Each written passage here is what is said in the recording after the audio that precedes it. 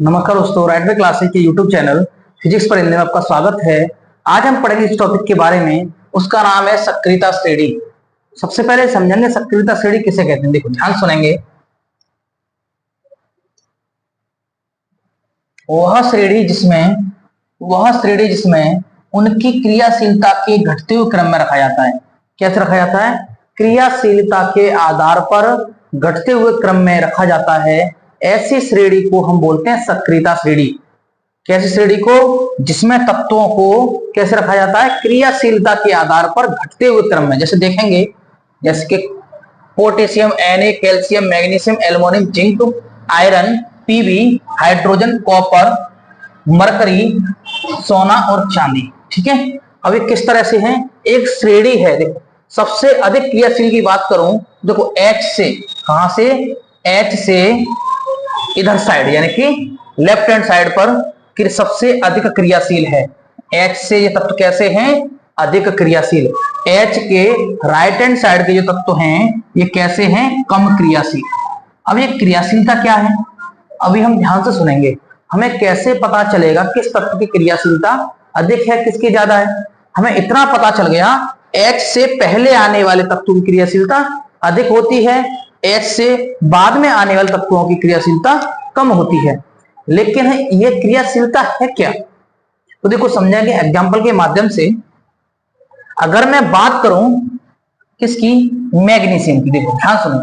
Magnesium Mg plus इसकी क्रिया करा दूं मैं इससे H, उसमें H आना चाहिए। देखो, H2SO4, इससे H2SO4। अब होगा क्या? ध्यान सुनना। H कैसा है? कम क्रियाशील। मैग्नीशियम कैसा है? अधिक क्रियाशील। इसका मतलब ये हुआ, ये हाइड्रोजन विस्थापित कर देगा, ये हाइड्रोजन यहां से निकाल देगा और एक क्रिया करके क्या बनाएगा? तो ध्यान सुनना।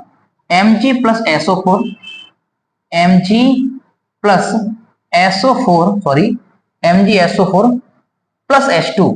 इसका मतलब ये हुआ, जब भी मैग्नीशियम की सल्फ्यूरिक अम्ल से क्रिया होगी तो हाइड्रोजन गैस मुक्त होगी या निकलेगी।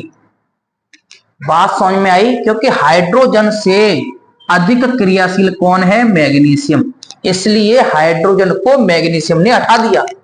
इसका मतलब ये हुआ, कौन अधिक क्रियाशील है? देखो, मैग्नीशियम पहले है और हाइड्रोजन बाद में है। एग्जाम्पल समझ में आया? चलो एक और देखते हैं। ठीक है।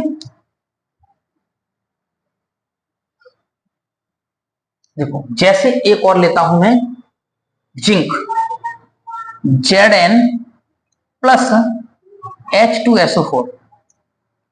समझते चले बड़े ध्यान से। इसका मतलब क्यों प्रयोग की गई है, इस श्रेणी को क्यों दिया गया है, इसका मतलब क्या था, उसको ध्यान से समझना आप। देखो, होगा क्या, सुनो। Zn कैसा है? अधिक क्रियाशील। किससे? हाइड्रोजन से। तो Zn हाइड्रोजन को विस्थापित कर देगा।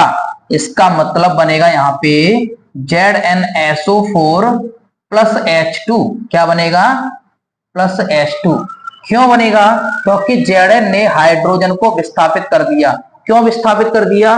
क्योंकि Zn की क्रियाशीलता अधिक है और हाइड्रोजन की क्रियाशीलता कम है, इसलिए।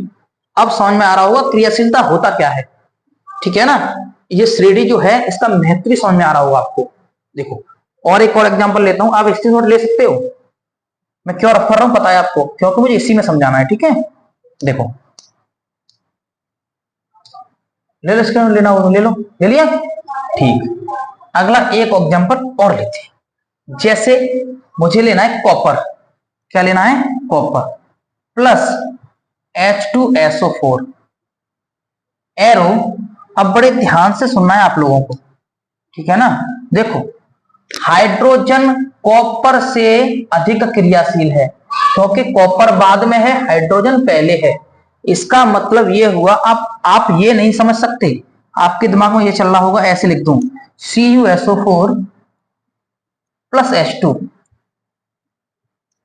आपके दिमाग में ऐसा ही होगा ना, CuSO4 प्लस H2। ऐसा संभव नहीं है। क्यों संभव नहीं है? क्योंकि ये रिएक्शन नहीं होगी, क्योंकि कॉपर कभी भी हाइड्रोजन को विस्थापित नहीं करेगा। आई होप आपको समझ में आई होगी सक्रियता श्रेणी किसे कहते हैं, इसका यूज कैसे करते हैं। तो मिलते हैं नई वीडियो में, तब तक के लिए जय हिंद, वंदे मातरम।